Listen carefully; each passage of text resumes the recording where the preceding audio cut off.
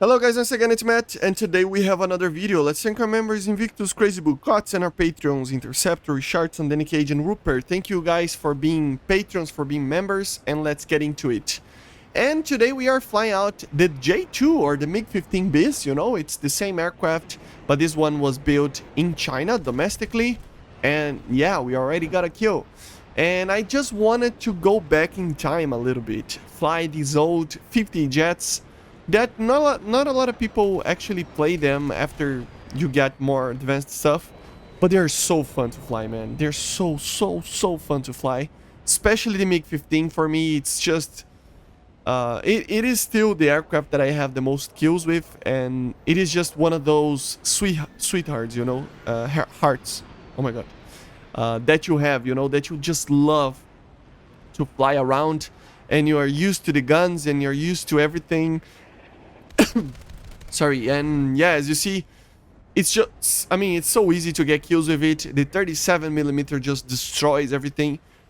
It has its problems, obviously, especially the compression in the roll rate and in the elevator at high speeds. You know, you really need to be careful with that.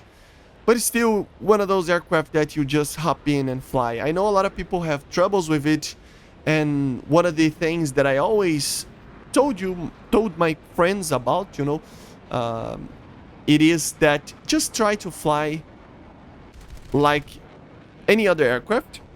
Be careful with the compression, but mainly be careful with the guns. Just fire the guns whenever you are sure that the guns will hit. Don't try to snipe anybody. Don't try to do anything like that. It is a hard gun to actually know how to fire.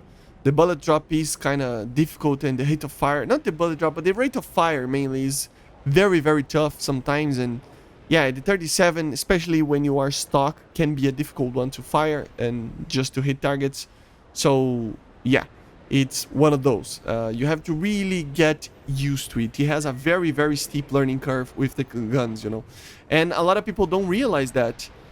They just think that it is a crappy aircraft, or they think it's the best aircraft ever. For me, it's one of the best. It is definitely one of the easiest 8.7s for me to fly. And yeah, we are showing 2 games. So here is the first. I think I got like 6 kills with it. It was like the first game that I was trying to record. And I'm actually getting this J2 just because I am researching it to get the bonuses to actually research the Kill 5L. I didn't manage to research it yet. I didn't have the time, to be honest, since the patch, to actually just play around. So yeah, as you see here, not a lot of ammo as well. I already am basically out of ammo, so I really need to be careful when shooting to just be sure that I will hit the target. Just 2 more 37mm, and yeah, one of them hit the target and it explodes. So yeah, the 37 is hard to aim sometimes, but it is one of those guns that if you hit one target, one hit, one bullet, target will explode in the air. It's such a good target, a good gun to fire, that it's not even a joke. But as I said, it has a learning curve to it, and especially with the compression, you know how it is, you know, you have, it's difficult sometimes. I am using 8 minutes of fuel, and yeah, I'm already out of ammo, so I just decided to go back to the base, and then I got more ammo, more fuel, and we are back. 2 targets left. A Yak-23, which is a very dangerous aircraft. I never flew the Yak-23, to be honest. I have to make a video about it and try to fly it, because it's an aircraft that a lot of people hate it because of the BR.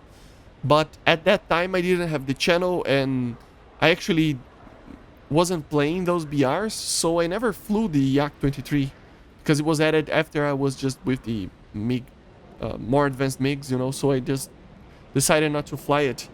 But people say that it's a very good aircraft, especially in turning. Look at this. You really need to be careful. But this guy just made a mistake here. I don't know what he was doing, but he basically gave me the option to actually go for it. I think he was passing out with the maneuver that he did, because the Yak-23 can pull some serious G's, so yeah. And then we have the last one. With the last kill that I got. I think it was 6 kills or 5 kills, I don't remember. But still, last guy, A4E. It's a dangerous aircraft, it can turn very well, but as I always do, man, just go in a vertical turn, and he crashed, as you saw. But just go on a vertical turn with the MiG-15 and you will be fine. The MiG-15 is just amazing against any target in the vertical loops, you know, so it really is worth it to do that. This was kind of a poor shot because I was actually checking my phone the time that he turned to me, because the cell phone was just blinking. But yeah, so a lot of MiG-15s, it's not like the good old days.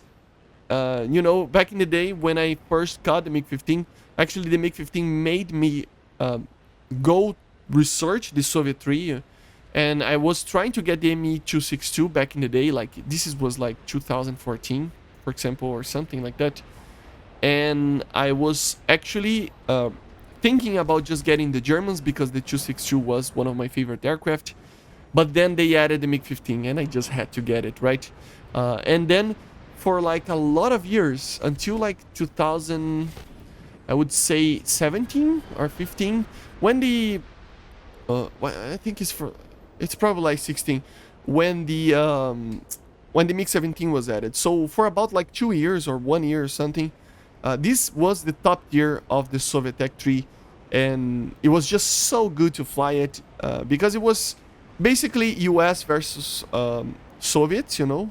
So it was always the US versus the Soviets, and with that you got a lot of like Sabres versus MiG-15s, you know, F9Fs versus MiG-15. So that was the meta, right, back in the day.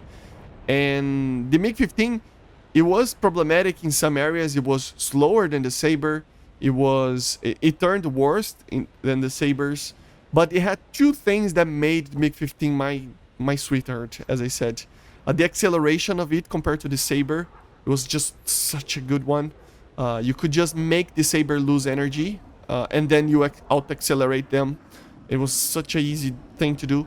And another thing is the loops. The loops are always a good option in this aircraft. It's such a light aircraft and such an easy aircraft to fly that it's the best tactic against most targets. But obviously we are backing...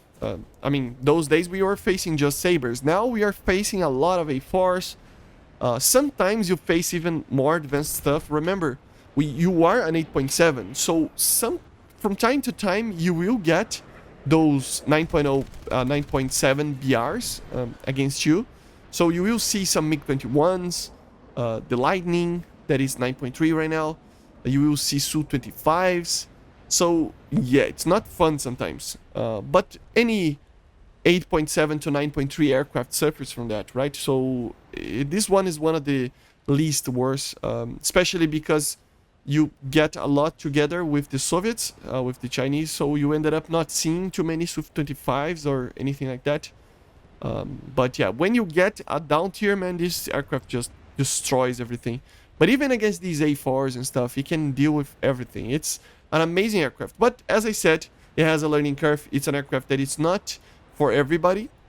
You know, so it's complicated. I understand a lot of people prefer the Sabre. I personally don't like the way the Sabre flies. Of course, now with the channel, I kind of have to fly everything. And with that, you kind of get used to the American type of aircraft, like the Super Sabre, the Sabre, the F4. These aircraft that are a little bit more heavy and they're a little bit more sluggish in a general way. You know, it depends. Of course, an F-86 is very different from an aircraft such as the F4, but still, you know what I mean, right? But yeah, guys, this is it for the video, and I just wanted to talk a little bit about the MiG-15, an aircraft that I really enjoy flying it. And if you haven't, check it out, this aircraft, because it's just a very good one. As you see here, the guns are sometimes hard to aim, but very easy when the hits connect. And yeah, most of the battles you can get a lot of 2 to 3 kills, and it is just very easy to destroy targets. That's the thing. With the 50 cals, you just hit, and nothing happens sometimes, you know. And with the 37 and the 23, you just hit once and the target is dead. So yeah. And the last kill there wasn't wasn't particularly a kill, to be honest. I decided to use an Avenger, and then I saw him on the map. He was below me, and in an A4, he saw me coming from up above, and as you're going to see, he did something kind of, yeah. But still, as you see it there. But I hope you enjoyed, and I see you guys on the next one. Let me know in the comments what is your favorite 50s aircraft or old aircraft from War Thunder, you know? So bye guys, see you.